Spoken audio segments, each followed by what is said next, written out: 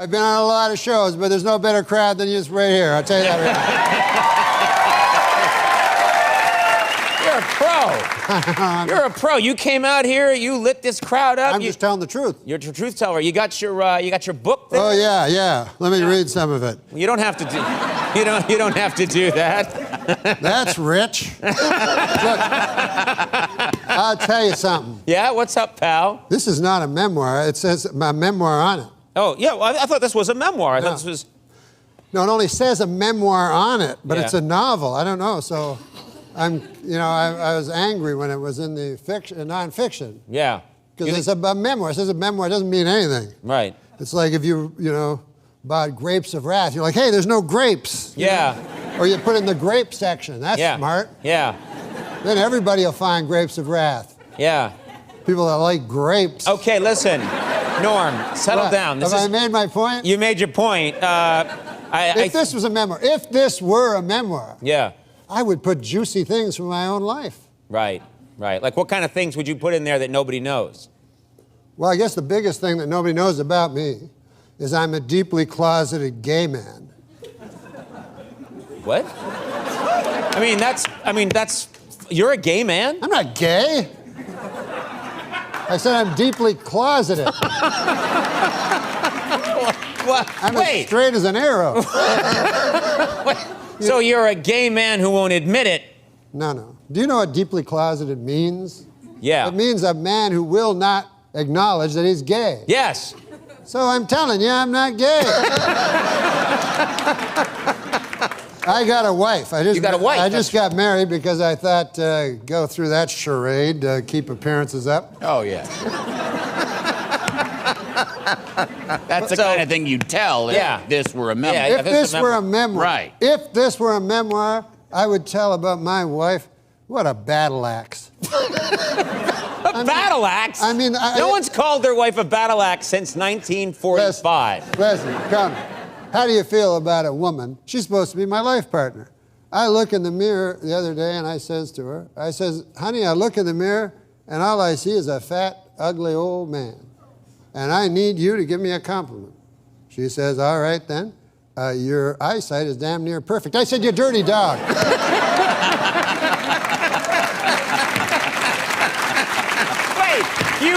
You called her a dirty dog? A dirty dog. A dirty dog. We have fights constantly. Oh, you do you? Oh, and sometimes it bleeds over. Like we were driving in a car. We went past a bunch of animals. There was a pig, a cow. And I admit this is a little cruel. You were kind of mad at her at the time. I was mad at her. So I said, hey, you see that pig, that cow, horse? That remind you of any of your relatives?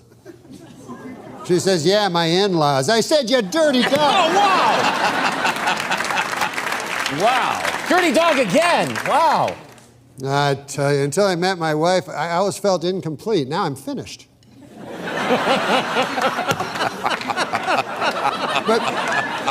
I will say this. What is going on? I will say this. What is going on? I will say this. This is this. a 1935 radio show. Penny Youngman, ladies and gentlemen. Okay. What's that you say there, Norm? Let me see. Norm, what's that you say? Tell us more, Norm. We're going to take a break for Chesterfield figurettes. Well, let me say something more modern and stylish then. Okay. My wife went into a coma. Oh, sorry to hear that. And the doctor said to me, you won't hear this from any 1935 comic.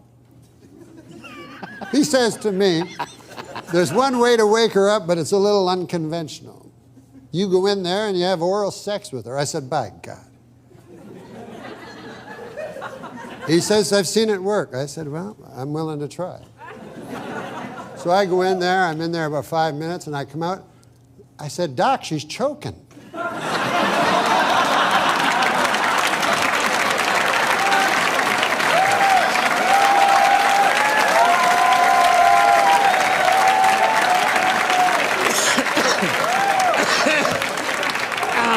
But that's modern medicine for you. That's modern medicine. We're going to take a break. I'm going to find out what's happening here. That's modern. We're going to take a little break here. Here's a message from the good people at Bosco Chocolate Syrup. We'll be back. More Norm Macdonald. First of all, I know you're a big sports fanatic. Oh, I love sports. You're also a guy that keeps up on the news, and there's big news out there in the sporting world. The big news is Oscar Pistorius. Yeah, huge news. And I don't like him, don't care for him, never did. Really? You don't like Oscar Pistorius even before he... What are you doing?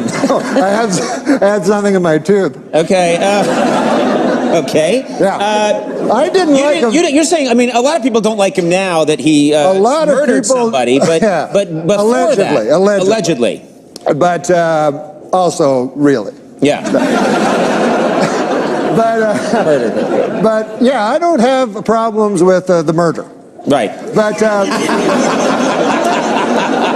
what I never liked him racing with them things that looked like something Wile E. Coyote would order. And what? Well, they you had a problem with him racing with his blades. His blades. He was the blade runner. Yes, he was. Those Teflon blades. I did have a big problem with it because, I'll put it this way: let's imagine you're a runner, with legs. Yeah. And then you go home, you go, oh, I lost, honey. Who'd you lose to? Guy with no legs. Wait, you're saying that you didn't like that Oscar Pistorius raced against people with legs? No, I don't. I feel that one of the basic requirements of being a sprinter is having legs. I feel that they should say, okay, listen, let's, here's the, hey, what about you? I don't think you can be on the team. Why not? Well, you're not a biped. You have no legs, so scram. Okay. You take your time as long as you want. But get the hell out of here. No one's going with you on this. Nobody is with you on this at all. Except the feller at home that's like, that son of a bitch I lost my race to that got no legs. Are you saying he had an unfair advantage because he had these? Well, of course. He had rocket ships. They're not rocket ships. Okay. Andy, help me out here. No, it's still him running. Yeah. Oh, yes. Well, guys, I agree with you then. Oscar Pistorius is a scholar and a gentleman. All right. He's a murderer. Really turned it around on Alleged murderer. And that's the part you like. Yeah, you said I'm okay with that part. No, I'll tell you something, though, Conan. Yeah? We talk about, like, people with promise. Yeah. And Oscar Pistorius was a man, and he was a great man. But I'm put in mind of the people that that have promise that are unfulfilled. Mm-hmm. Like when I was young, there was a fella went by the name of Jacques de Gautier. And he was from Témiscamingue, Quebec. And Jacques de Gautier, he was a fella that really thought. And he was smart, he was our hope, I guess. And he was, while I was scrabbling to get out of high school, Jacques Zagatineau had already... I think he just changed his last name.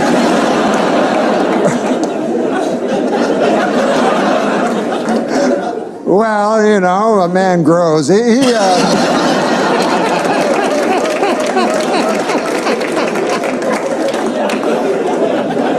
This is the point. Yeah. Jacques de Gatineau, he went to McGill University and he got 3 degrees, by golly. And he went over across the pond to the fellers with Cambridge and he even stood up to them. Mm-hmm. And we thought, boy, he's going to be the next. We had Jean Marchand, Gérald Tartier, Pierre Trudeau, the 3 wise men of Quebec. By God, Jacques de Gatineau was going to be the next. Give me the next gun. Yeah, but he vanished.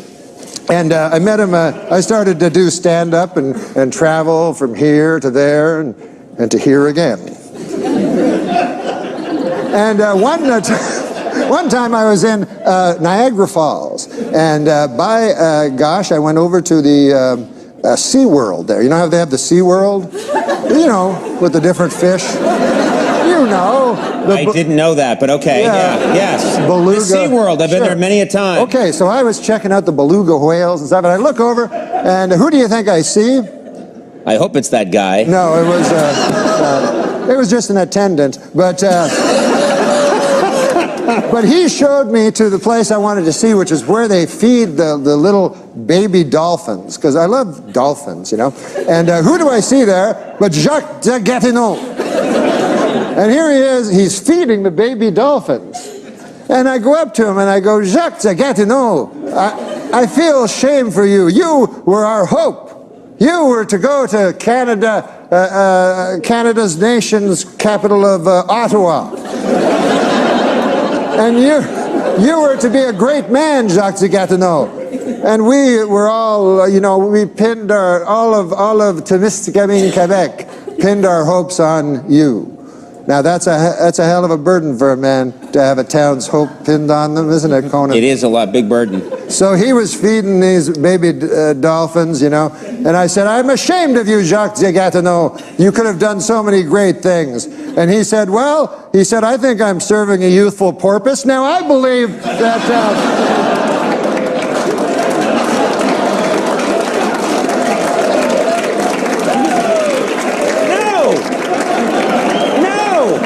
I knew that was going to happen. I knew that was going to happen. You don't encourage that. It's like That was a 40-minute story. it's like somebody. Youthful porpoise? Youthful porpoise. Yes. Not porpoise. I don't know.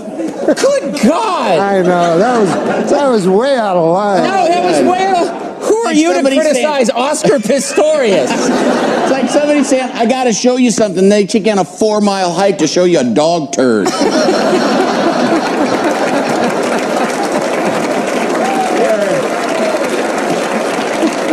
Look at it. Okay. Well, there's your reel for CBS. We're getting this. Les Moonves. We're getting this right to Les Moonves. I gotta have him. You want to see that every night, Les? This guy's got More Quebecois humor. I love you. I really do. You know that, right? I know it, man. You're a great man. I've never said this, but you've done so many benefits for me for the gypsies. And I get the word out about werewolves. Yeah. yeah. You're done now, right? I'm finished. Ladies and gentlemen, there's only one like him. We're pretty sure about that. Norm Macdonald. When we come back, Mackenzie Davis from Halt and Catch Fire. Okay, good. You're going to show both of us how to cook something fantastic today. Is that correct? Yes, we're going to do the most amazing red mullet with some fennel orange, and on the back of how bad you were last time, this is going to be cooked in a bag. Okay, we're going to cook this in a bag. Yes. You are known, you clap your hands a lot, Yes. you yell at people, you're intimidating. This is going to go very badly. Besides you two guys. Now, All right, come on. very good. Right, first thing I want you to do is to segment an orange, All okay? right. Norm? Yeah? Wakey, wakey. Okay. Well, no one else in the world says segment an orange. Yeah. Okay. You just cut the edges off. That's what you want, right? No, you want to... you've already started the wrong end. Look, that's the bit there. All right. Well, So okay. just top and tail it like that. Look, come on, wake up, stand there. I'm up to 4 segments. Why, you didn't tell me a number of segments? No. He wants the edges off, I What am I think. supposed Hey! Okay, Norm, so go from there, look, all the way round. Yeah. Yes? 7 minutes of Okay. audio will play for this Now, whole hour. all the way there. Once you've gone all Between the you way two round. guys. All right, here we go, yeah. Conan, pay attention, please. Yeah, Watch. all right, I'm over here. I got my own orange going. Okay, All right. watch. All the way round, so we're taking off the skin. all Then right. from there. You're not teaching me, you're No. just showing off. And then from there, that's a segment. There you go. All right. These things. Cheerio and Left chop and chop. right. There we go. Off you go. All right. Now watch your that. fingers. I'll Now. do that. All right. And then after that, All right. Okay. Now look at this. Mine's pretty good over Sure. here. There's some Sure. sections of skin still, but what the hell? where's the orange gone? And it's like 1 in the morning. Who, you know? We'll forget that one. Right, fennel. Okay, here we go. Now with the fennel, okay. All right. Whoa, Just okay. push it off and just Yep. slice that down nice and thin. That I okay? can do. That okay. looks. See, that was explained. Watch your I fingers. segmented another one. Where's the segment? What? Where is it? I threw it over there. Oh, jeez. Okay, look. All right, I'm doing well, Gordon. I will That's be the the good one. part. That's the inside part. Okay, All right, okay. stop yelling. Okay. Okay, sorry, go. right, that's great. All right. Now from there, take your bag. All right. Okay, now we'll do one each, okay? Why would you become a cook? Come on, Norm, keep it together. Okay. It's not that bad. Big boy. Okay, all right. The word chef. Chef, All right. I'm sorry, Okay. chef, you're right. Ladies cook. I Okay. know. All right. Whoa. Right. That's a joke. Oh. All right. No, you're okay. right. I Hey! We can bleep out the swears, but when there's this going around, I can't do anything with that. What the hell was that? I was waving. All right, so we got the vegetables in the bag. Okay, right, fennel. Fennel. The fennel goes in the bag. That's what you would need the bag. I need. Stop it! Okay. None of this will air. Okay. You're going to show an Okay. old F troop in this Right, section. so, fennel. All right, fennel in here. Okay, on By there. the way, there's a bottle of booze. Oh, hey. No, you're supposed to be following me. All right, so we Oranges. put oranges in Okay, here. and then This from is a there, mess. red okay. mullet. Red mullet is Red a kind no, of no, fish. knife doesn't go in the bag. I got you. You'll slice someone's throat open, Norm. Yeah. Okay, right. From there, a little bit of salt, a little bit of pepper, olive oil. Okay, little olive oil, little Now, aglio de olio. now from there, now watch carefully, a little bit of seasoning. Okay. Whoa, okay. Norm, you're making me feel dizzy standing there looking busy. Right, here we go. Okay, from I'll there, tell you over. one thing, man, I'm not eating this in years.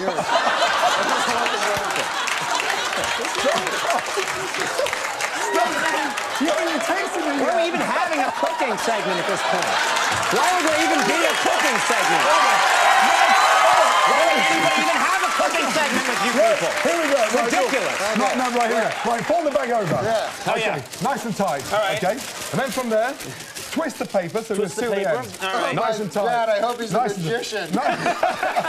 Nice and tight. A bird's gonna come out. Yeah, all right, here we go. All the way, right. all the way round. All right, Okay. chop, chop. Now, Yeah. from there, a little hole. A little hole. right Okay, there. and then from there, pour a little bit of wine in there. It's a big okay? waste of wine right there, buddy boy. Okay, All right, right and in then here. from there, turn it round. Okay. What? Come on, no. You're gonna be tight. Tight. He does it and then goes, look what Norm did. We got to do it nice and tight. This is not going to air. This will never be seen by anybody. This will never be seen by anybody. Just concentrate. We've learned. Okay, Okay. what does it look like at Okay. the end? Oh, Right. look, it just came out magically from a pan. This is how it's cooked. As it cooks, Oh, yeah. it steams inside the bag, okay? Then you rip it open, and there you got a beautifully steamed red mullet, orange, and fennel. It never gets better than that. Do it exactly the way we did, using the same language and the same obscene gestures. Gordon Ramsay, Norm Macdonald, my apologies. Everybody right back. Man. How you doing, Norm? I'm all right, man. I'm doing good. I'm having fun. I came here on the airplane and stuff. You always kill with that line. I know. You got the sitcom. It's all. yeah. You're living high on the hog. It's Yeah. all going good for you. Everything's fine. Yeah. Yeah. No, not everything, but everything, a lot of things, right? I don't know. Yeah. You seem all shifty and nervous about something. You're hiding something, aren't you? No. See, Everything. people don't know you the way I know you. right. This guy likes to have a good time. I like to, I drinks a bit. That wasn't what I was talking about. Oh, what were you talking about? I was just saying you have a good time. It's yeah. a real innocent thing to say, and then Yeah. you get right into the drinking, huh? Yeah, occasionally I like to drink a beer. I like regular drinks. I don't like. Opposed to ether? Yeah. What are you talking about? What I was talking about is, those shooters. You know what I mean? Yeah. Like they're shooters and they're like they have dirty names like sex names. You know what I'm talking about? Yeah, they're all called like, the red-headed whore or Yeah, something. exactly. Exactly. That's the one I like. It's actually named after me. But I guess the idea is in your head you want to order them because you're drunk. You go, hey, they go, hey, you think maybe you'll get they go, you want a red-headed whore? Yeah, like right? You figure Rula Lenska's going to come in. You're going to have, right? You're going to have some dirty sex. But no, what I was going to say was this. But you like, you said you sometimes sometimes you have a little too much to drink, maybe. Well, one time I drank a super amount, and I'd only been A super amount, right? It was when I was a young guy. I'd only drunk like 8 or 9 times in my whole life. I never had gotten really drunk, but I had drinks. And I went out with my buddies and I was drinking, and they were having those crazy drinks. All of a sudden, I was really drunk. And then a guy gave me some pills. Like he said, "Hey, you want some pills?" And I said, "Yeah, all right." So I ate the pills. And you're not supposed to eat pills while you drink. I think even if you're not drinking, it's not a good idea when someone goes, "You want a bunch of pills?" Yeah. I know. But yeah, combining the two. This guy was a decent guy. He was a bouncer. No. But so I said, yeah. So these pills, they just make you like 100 times drunker. So then oh man, I'm really drunk. And then like time passed, but I don't remember. And then my friends are like, "Hey, let's go." I'm like, "Why don't you guys go? Where are you gonna, why go?" Right? Like we're in a bar drinking, right? And like it doesn't seem right. You don't want to go home, and watch I Love Lucy or something. So you're like, "Hey, I just stay here. I'll make new friends," right? So I was like real drunk, and everybody was like cool. It was like a Western. It had a jukebox, one of those. Guy gives you a whole bottle there, and you go, ah. And then... That's what you do when you're drinking, ah. You a pirate, all of a sudden? And then it was the funnest, man. There was a big fat bearded guy there, and I was hanging with him, real drunk. All of a sudden, right? I'm like, oh man, I can't remember anything. I remember like I sort of falling into a pool table or something like that. Right. And then I wake up, right? And it's like I'm in a bed. I look beside. There's the fat bearded guy beside me. No, really? Yeah. So I go, oh Lord God, I had sex with the fat bearded guy. And at the time, like I never had sex before in my life. Yeah. And I always thought it's probably going to be with a lady. You know what I mean?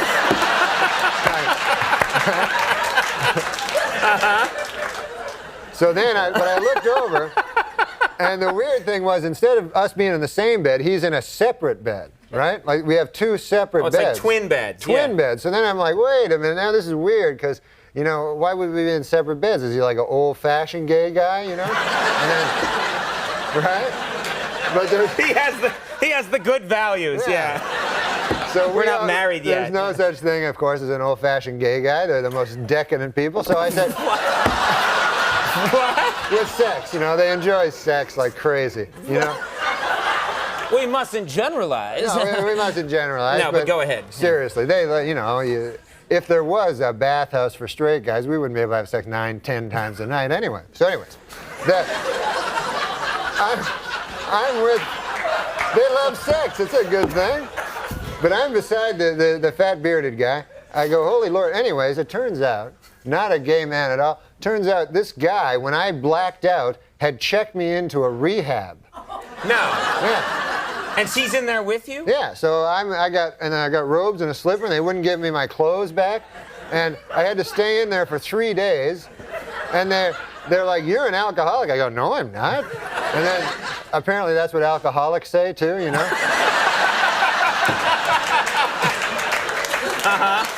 So then for 3 days I had to stay there. I had to go to AA meetings, and I'd only been drunk like 9 times. So they're like, what's your worst one? I go, I guess the 9th one was bad, Right. That was, and when did you hit bottom? I said, I don't know. The cool part of it was the girls all get up, right? And all their stories are all the same. Whenever they hit bottom, right. Every story is the same. They're like, when I hit bottom, I a guy for a drink, and you're like, oh. Every time.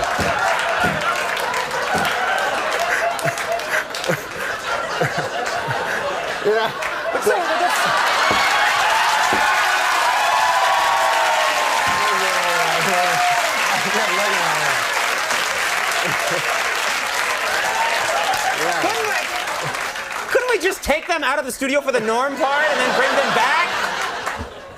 Get a salad guard up, something? So anyways. All right, well, that's a nice story. No, but it's a serious illness, Alcoholism. It's an illness. It's an illness, Yeah. It's a good illness because you You know, there's not a lot of illnesses you get to be drunk all the time. Yeah, I know. That's a corker. Will you hang on 1 second? Okay. We haven't even scratched the surface with Norm, so hang on, we'll be right back. Stick around. When I was young, there was a fella went by the name of Jacques de Gautier. And he was from Témiscamingue, Quebec. And Jacques de Gautier, he was a fella that really thought. And he was smart, you know. He was our hope, I guess. And he was, while I was scrabbling to get out of high school, Jacques Zagatineau had already... I think you just changed his last name.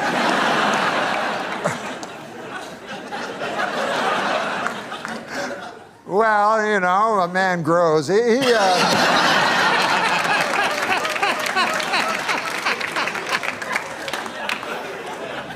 But this is the point. Yeah. Jacques de Gatineau, he went to McGill University and he got 3 degrees, by golly. And he went over across the pond to the fellers with Cambridge and he even stood up to them. Mm-hmm. And we thought, boy, he's going to be the next. We had Jean Marchand, Gérald Tertier, Pierre Trudeau, the 3 wise men of Quebec. By God, Jacques de Gatineau was going to be the next. Give me the next gun. Yeah, but he vanished.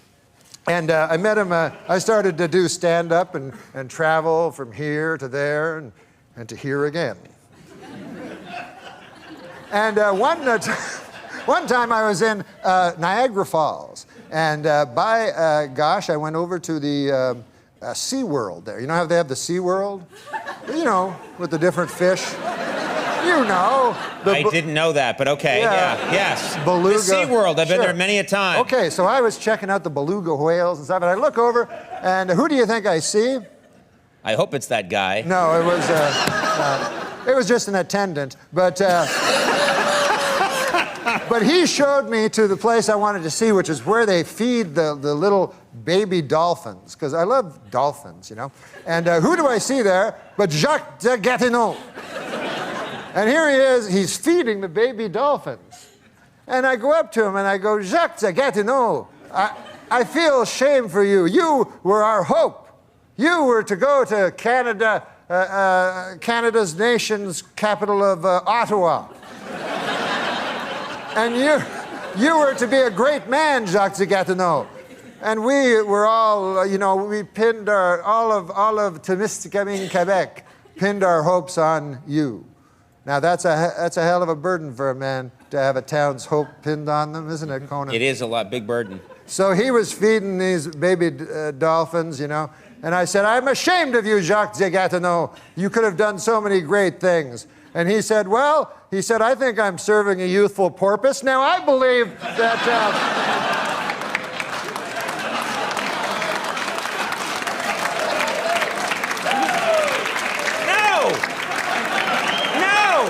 I knew that was going to happen. I knew that was You going to happen. don't encourage that. It's like That was a 40-minute story. it's like somebody. Youthful porpoise? Youthful porpoise. Yes. Not porpoise. I don't know. Good God. I know. That was way out of line. No, that was way. Who are Like you to somebody criticize Oscar Pistorius? It's like somebody saying, I got to show you something. They take on a 4-mile hike to show you a dog turd. Look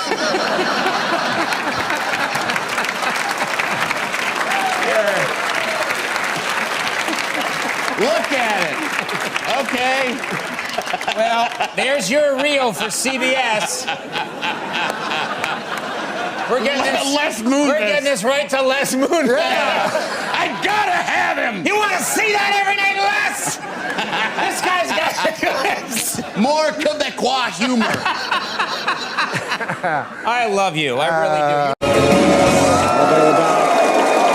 We're back. We're back.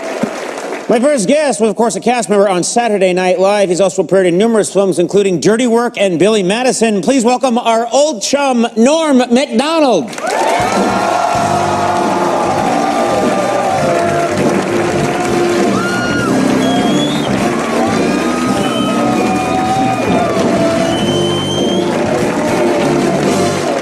Norm, Norm, so nice to see you. Oh, man, it's great to be here, Conan. Yeah. In the talk show, my natural element. Yes. I've always said you're a terrific guest, and you're like a fish in water, not out of water, a fish in water. Yes, I when you're on am. a talk show. I'm like a fish in water on a talk show. Yeah. And it turns out there's an opening now for a talk show. Yeah, let's talk about that because it's been in the news a little bit. You have been lobbying. The host, Craig Ferguson, announced he's stepping down. Craig Ferguson is stepping down from the Late Late Show. Yes. And so, all my career, I've been, sort of diffident. That's a cool word, diffident. Well, it is a kind of retarded word, huh? No, it's a good word. It's a good word. Anyways, no more diffidence for me.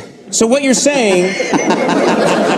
Well, if you don't know what diffident is, no one knows what the hell you're talking I know. about. What should I say? You've been a little laid back, let's say. Laid back, and that's not what fuels this town, Hollywood, is naked ambition. Right. And what you've You went done... from being passive to active. Yes, I am a furnace of ambition. Okay.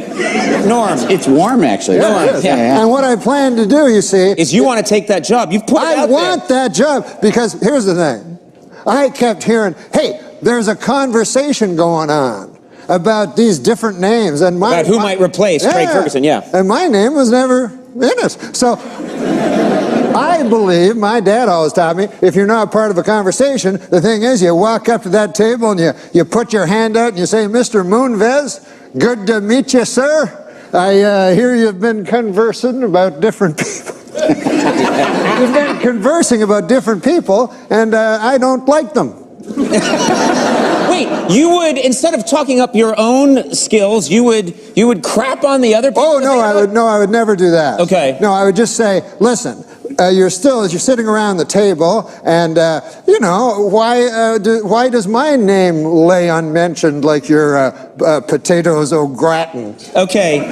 You took the restaurant thing way too far. Let's get you out of the restaurant. What about one name they're mentioning a lot is a very popular guy, John Hodgman. They're saying John Hodgman might be the possible guy who could replace Craig Ferguson. Oh, yeah. What about him? Well, you see, he's too smart. Nobody wants an egghead or a blue stocking. What they want is... No one's talked that way in 80 years. What do you mean? No one wants an egghead or a blue stocking. They want a ham and egg man. They want a guy who gets his hands dirty. That's right. They want a fella like you and me, a man of the people. Like a dunce, a dolt. Wait a minute. No, I'm not saying you're a dunce or a dolt. Yes, you did. That's exactly what you just said. No, I'm saying you play one on television. Okay, fair enough. You think I'm a chump, but that's fair enough. But you're saying that you think that you'd do a better job than that John Hodgman guy. Oh, I think I could do a better job than anyone except for Conan O'Brien himself. Well, okay, thank you.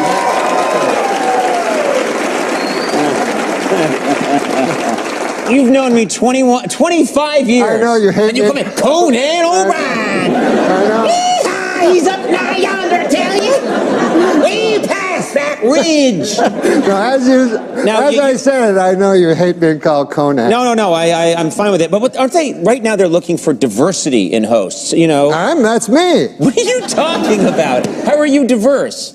I'm 3/4 gypsy. Oh, you are not. I swear to God, my mom, who's in the audience, full-blooded gypsy, and my father, he's half Scottish and half gypsy.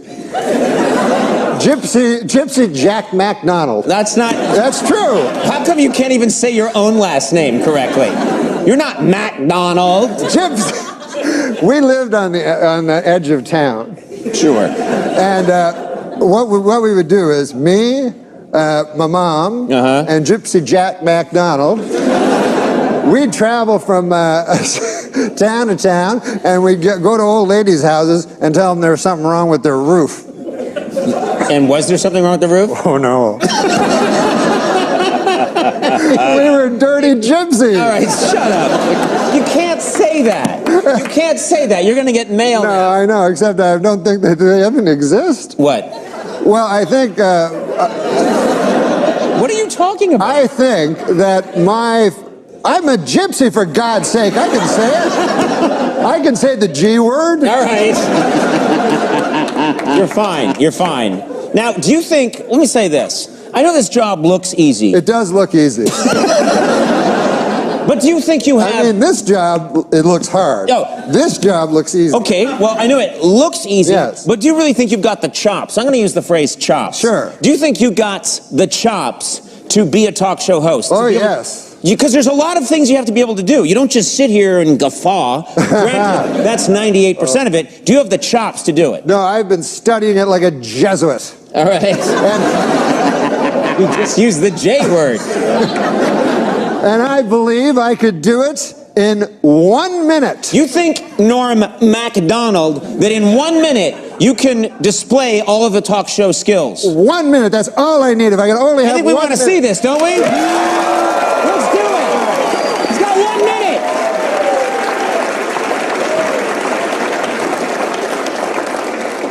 Oh, and then I say this? Yeah. Okay. All right, here we go. And now, here's Norm Macdonald.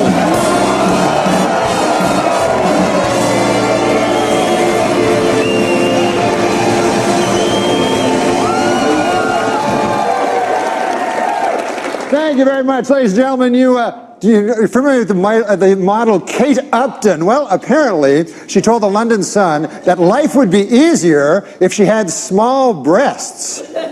You know, I suppose that's true if by easier she means harder. We have a great show! Now, Andy, Howdy, Norm. How are you? Now, I understand that you had a little trouble with your wife last night, didn't her? Well, yeah, you know, she's a sassy Yeah, gal, and and she's Well, let's get to our first all guest. right. Please welcome comedy legend Fred Willard.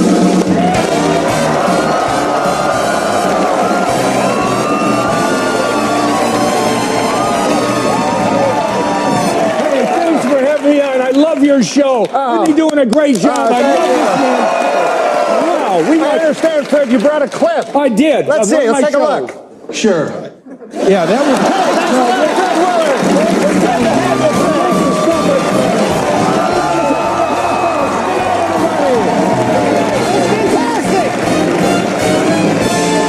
We'll take a break. We'll be right back for Norm Macdonald.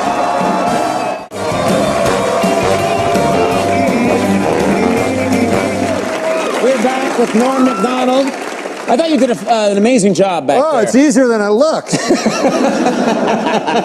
No, but listen, guys, do you want me to be the host or not? There you go. Yeah, That'll get the word out to people have CBS. spoken. Yeah. Now listen. Thank you. So much to ask.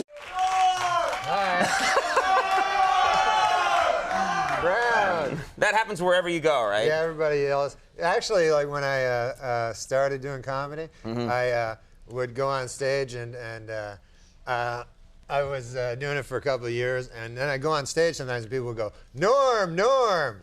And I thought I was catching on, but it was from Cheers, right? So They were like- just excited about the show Cheers. Yeah, so like a Oh. moron, I go, hey, I'm doing pretty good That's a here. sad thing to happen to you. All right. Well, happier things. You're what are you? You're on your fourth show of the season, Saturday Night Night Live, yeah. You guys are doing and you got Quentin Tarantino this week. Yeah, that's Smashing really Pumpkins. cool. That's a cool show. That's really cool. You got to be excited about that.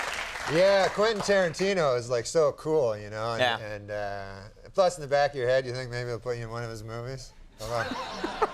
It's never Really? gonna happen, but No. maybe. But he's a great writer too, you know, and really cool. And you know, Pulp Fiction was like my favorite movie. I've seen it like 100 times. Uh-huh. And it was on, I thought it was on pay-per-view. It's on pay-per-view this Yeah, month. that's right. They show it there. Yeah. So the other night, like I ordered it, you know, I called in and ordered it, and then I got the wrong one, and it was that porno one. It was Pump Friction. You know that one? Oh man. Have you seen that one? No, I mean no. I don't know what you're talking about. It was all right. I plead. Pretty It was good, you know? okay. Yeah, they're different movies. I mean, you know, they're not Really? like Pulp Fiction is kind of a a gritty urban fable with strong characters and Yeah. acting, and you know, Pump Friction is more It's, you know, graphic sex with guy. Yeah. I could see how they're different. Yeah. It's like apples and oranges. You can't compare them, you know? They're both So good. why would you want to? Yeah. But I called the cable company and about an hour later and complained. They're going to get that straightened out. Yeah, they got that Good. That's good. Sex is everywhere, though. You can't, you know, you can't I love hide from porn. it. Do you guys watch a lot of pornos? There you go. How can you not enjoy That's what our those? demographic studies show. To find out who's watching. Our fans love porno. That's what we know about this show. I always thought they should have, like, you know how they have that Dick Clark, Ed McMahon, like, blooper shows? The blooper show, yeah. They should have those for pornos, you know, because, you know, I'm sure they make mistakes on the set and everything. You know, it'd be funny to see, you know, like the girl going, you know, Harry, you have a huge clock. Ooh. You know, like just messing up their lines. Am I right? And then you cut back to Ed McMahon and... Yeah. Cut back to Ed and Dick. I don't know. That's You don't his know what name. you're doing. You're just riffing here. You don't know. Yeah. You got, But, yeah. I like actually, you know, graphic sex better than, you know what bugs me is like, Yeah. I like pornos and stuff, but I don't like, what I don't like is like when they try to be cute, like they have sexual like innuendo and Right. so they pretend like it's not about sex, but all my life, you remember that show, I remember as a kid, Dating Game, remember that show? Yeah. And it was a game show, but you know, it was all about, everything was sex, you know, it was all dirty. And you know that show, right? Everything had a double meaning Everything on that had a show. double meaning, Yeah. you know? And so the girls would ask, and then they get these guys that were like, good Lord, you know, I don't know where they'd find these guys, and get a beautiful girl, and then these three, you know, serial killer type guys behind the neck, you know? And, you know, the girl would have to ask these questions that were all at double meanings, you know, like the girl would go, you know, if I were a popsicle, what would you do to me? You know, something like that. Right. Yeah, I remember that. Then the guy would be like, well, first I'd, you know, take your wrapper off, you know, if you know what I mean, you know, and then I'd grab a hold of your big sticks there, you know, if you know what I mean, and you know, and then I'd press you against the counter so you're broken too, you know, if you know what I mean, and then you know, I'd put half you in the freezer till later, you know, and it was good Lord, you know, people would be like, shocked. Gross, you know? Oh, I miss those days in TV. It's tough though. There's so much sex. I know you got a family. You got a kid, right? Yeah, I got a beautiful little kid. Dylan. How old is he? He's 3. He's the greatest. Yeah. Is he like what? I mean, what? Let's just end there. He's just a great kid. Yeah, he's like 3 now. He's reaching the age where he's kind of they reached that kind of cruel age, you know, where it's like you know, Lord of the Flies or something, where you got to watch him. And we got a dog, you know, a little dog. Yeah, I know dogs. Yeah. We call him Doogie. When I was a kid, my parents named my dog Snoopy. Oh, really? Yeah, so I was completely embarrassed all the time. It's like the hackiest name you can call your dog, you know. And people go, hey, what's your dog's name? Well, it's nothing, you know. We just say nothing. But so the point of the story is this. Yes. My kid is getting this cruel age, and you always got to watch him around the dog, you know, because he'll, you know, and he lies, you know, like you go, hey, what are you doing there? You shouldn't be petting his eyeball like that. He doesn't like that, you know. And he's like, no, he likes that. You told me. I go, dogs can't talk. I'm not stupid, you know. Yeah. And I can't even find the dog anymore because the kids always, hey, where are you, Doogie? Where to play with Dylan? Where are you? You know, I can't find him anywhere, you know. Open the cupboard, dog's in there. You know, Here with Norm Macdonald, and you know, I find out more and more about you every time you come on the program. You know, I always study up on a file and I learn more about you. And I was really surprised to learn. I didn't know this. I didn't know this, but you were a bartender. Yeah, I did a lot of jobs before I got into comedy, you know, and for a while I was slinging the hash. No. You idiot! That was when I was a fry cook. I was a bartender. I was slinging the drinks, you know? Sure, right. And, oh, man, that was fun. I'll tell you what was fun about being a bartender. Always a story, you know? Really? Always something funny happening down at the bar. And, that's perfect for a talk show then. Yeah, this is a good example. I was one time I was working in there. Drunk guy comes in, you know, and you're not supposed to serve the drunk guys. You know, that's one of the things you learn.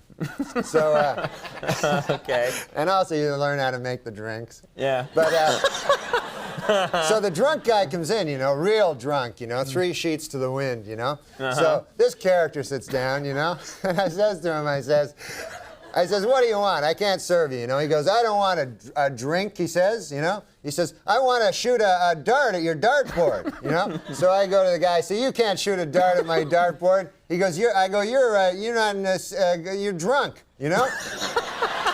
I said, I'm not going to let you, that'd be dangerous. That's a sharp thing, a dart, you know.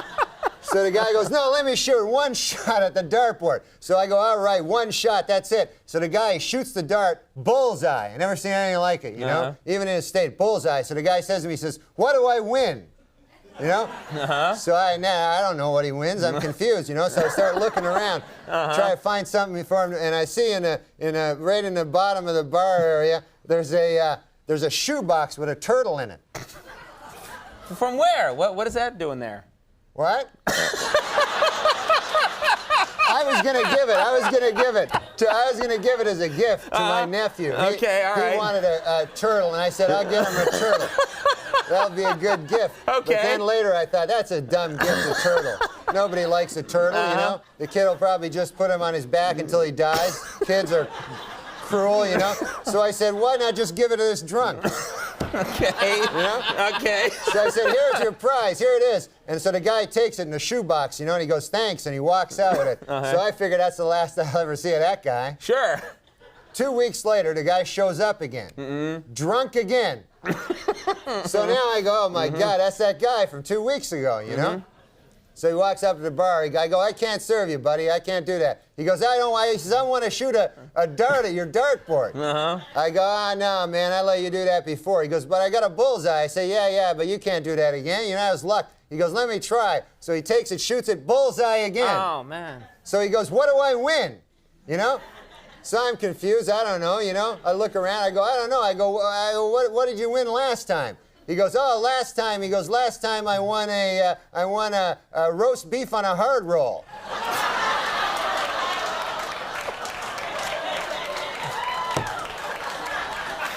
It was the turtle. We know it was the turtle. It was the turtle. We know. Oh my God. It was the turtle. Guy must have gone out and ate it. It was crazy. Oh, he ate the turtle. I see now. It was crazy. That's the real end of the joke. It wasn't a joke. I know it really happened, right? God forbid that was a joke. Sorry for calling what really happened to you a joke. I apologize. yeah. All right, well, listen, starting out live this week, Christine Baranski. She's funny. And The Cure. Yeah. Sounds like a good show. You'll be there. I'm excited about Wayne Newton, seeing him. I don't know these people, but Wayne Newton. Wayne Newton, yeah, you gonna stick around for Wayne Newton? I can't wait to see him. Mr. Excitement, yeah, that's he's cool. The greatest. He's gonna be great. I saw him when I was a kid. Oh, yeah? Yeah, he was so great, you know? All right.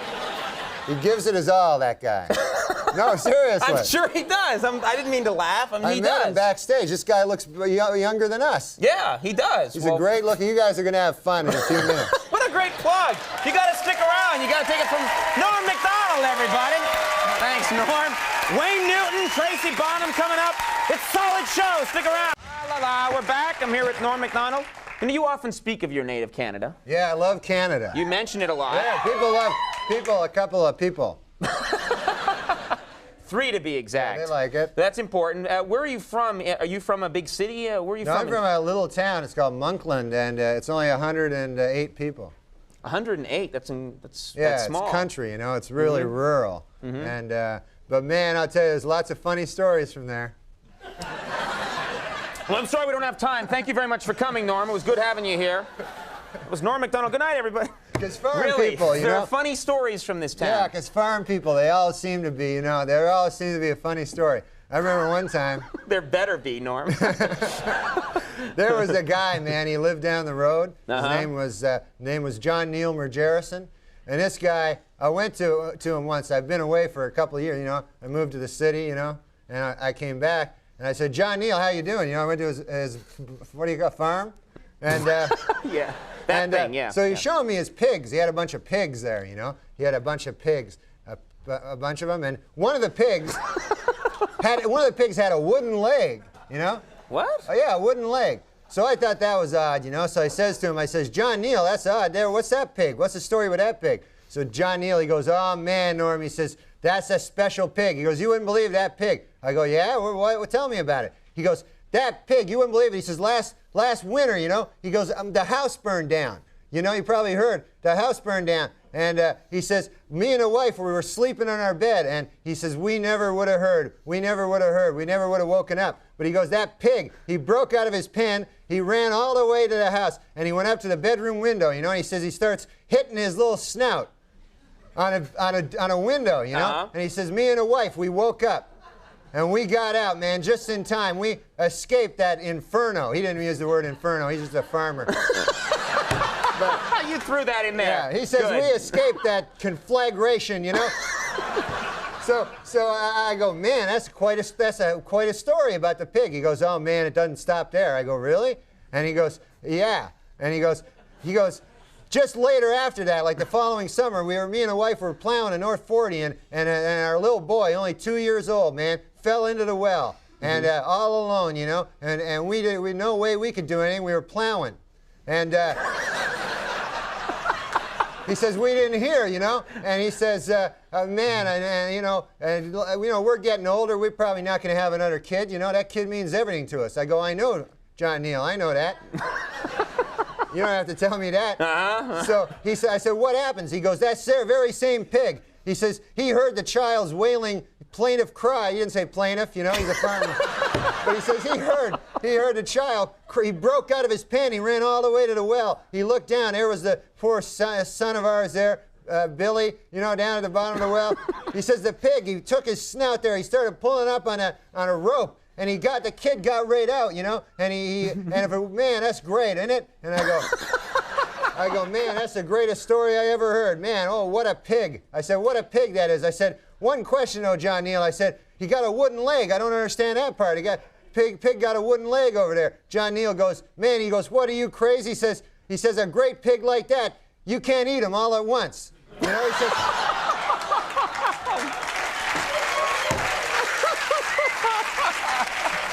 Mr. Abraham Lincoln, everybody. yeah, All right. I can never forgive you. All right, well, let's mention this. Saturday Night Live this week's with Phil Hartman. Yeah, that's going to be Gin exciting. Blossoms on that show. That's a great show. I don't know who they are, but Phil Hartman is great. Norm Macdonald, everybody. Richard E. Grant, Goldust are coming up with Norm, you know, I didn't get a chance to talk to you before the show, and I like to find out how you're doing in your personal life. I know you're from Canada. Yes. And do you get rural back? Canada, deep rural Canada. And do you get back there much and see the old gang, the old chums? God, yeah. You know, I grew up, we didn't know the things that you do in the city.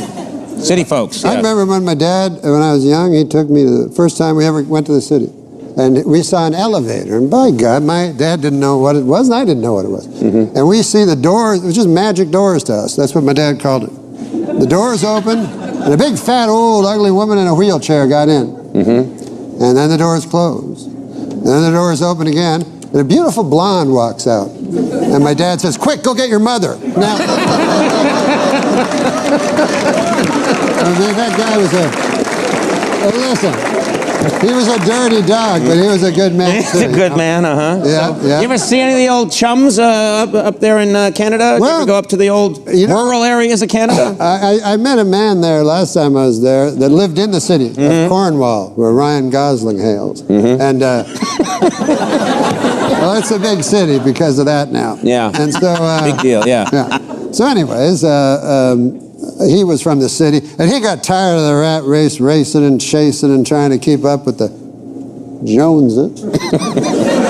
He got tired of the city life. Yeah, so he couldn't take it anymore. He said, I'm going to get myself land. Land. Man needs land. So he went to the country where we live. And the soil's not arable, it's rocky, hellish. But anyways, he liked it. Yeah. And so the first day there, the neighbor fella, Angus McGregor, comes over. I know of Angus a long time. And Angus, old fella, he says, what's your name? The guy says, Phil Henshaw. He said, you're from the city, I hear. Yes. He says, well, I just come over to say hello. God, the city fella says, isn't that something? All the years I was in the city, I never met my neighbor. I lived in an apartment and I never met my neighbor. First day here on the farm, and here you are saying hello. Well, I'm saying more than hello, says Angus McGregor. I'm going to invite you to a welcome wagon party over at my farm. Well, the city fella says, that's exactly what I was looking for. I guess I was looking for a sense of community as well as owning land. Yeah. So he says, what's the party going to be like? So Angus McGregor says, well, I won't lie to you, it gets pretty rowdy, a little drinking, a little fighting, a little fornicating. So the guy says, well, that's all right with me. What time do I show up? Angus says, it don't matter, just the two of us. Now... Right.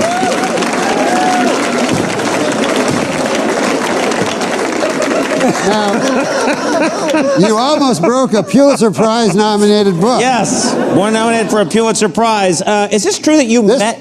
Oh, God. That I met Donald Trump. Yeah, I was just going to tell you, because I was reminded by my book that I like self-help books. And I felt... I got a copy here. You don't have to keep waving that thing around. I felt that I was not affectionate enough in my real life, and I guess it was because my father. We shook hands, and that's how we expressed our terms of endearment. And that's the way it was on the North 40.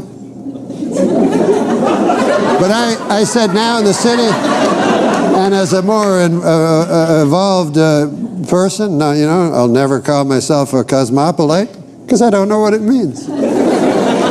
But I will say this. I wanted to get a book just to teach myself how to be affectionate, and I didn't know if they had it, but I found one in a bookstore. It was called How to Hug. How to Hug. It's nice. And I got it, and by God, I was disappointed. It turned out it was volume 5 of the Oxford English Dictionary. How to Hug.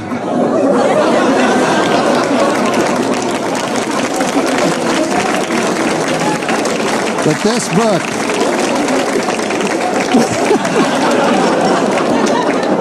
It's fantastic. yeah, we don't need 2 books. Norm